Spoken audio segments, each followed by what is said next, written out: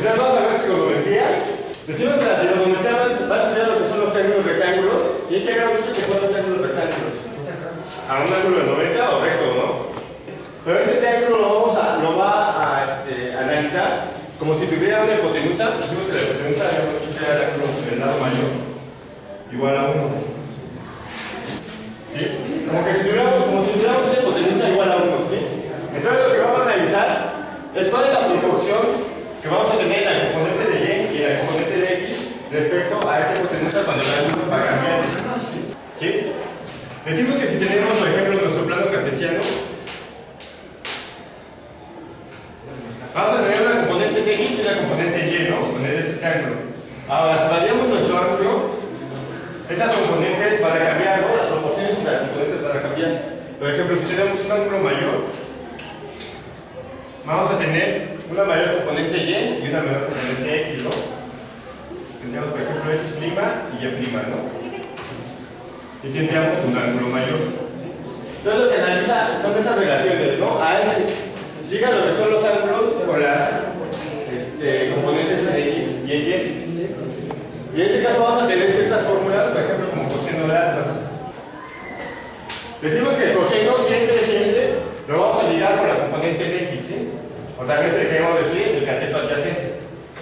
Vamos a decir que va a ser igual al cateto adyacente o x.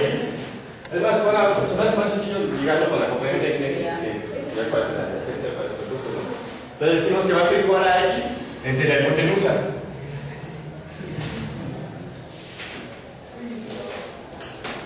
Y vamos a tener también otra función que va a ser la seno. El seno de alfa, por el contrario, lo vamos a ligar con la otra componente y, ¿no? Entonces va a ser lo mismo. Va a ser igual a y entre hipotenusa. Con estas fórmulas nos pueden preguntar, por ejemplo, de un problema, ¿cuánto vale x conociendo el coseno de alfa de un cierto ángulo dado? Y la hipotenusa, ¿no? La podemos despejar. Por ejemplo, en este caso, si despejamos x, ¿cómo nos queda? ¿A qué sería igual a x en este caso? ¿Qué nos no va a dejarla sola la hipotenusa, ¿no? Y está dividiendo, ¿no? Va a pasar entonces multiplicando, ¿no? Entonces nos va a quedar como hipotenusa por coseno de alfa, ¿no? Te das cuenta, así es como nos ponen los problemas, ¿no? De esa forma. Pero obviamente si nos aprendemos esta, podemos despejar esta, ¿no? Entonces, lo más sencillo es aprenderse simplemente estas y despejar las otras, ¿no? Entonces, ¿a qué va a ser igual? A la hipotenusa por seno de alfa. ¿Sí? Y vamos a tener una tercera función que va a ser la tangente. Y esa nos va a ligar nuestras dos componentes, ¿no?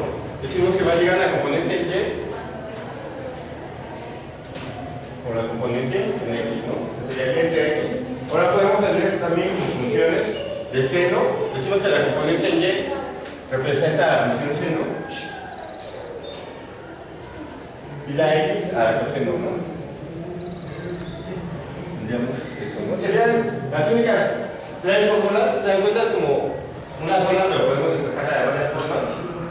Serían esas tres, la de coseno, la de seno y la de tangente, con las que trabajaríamos.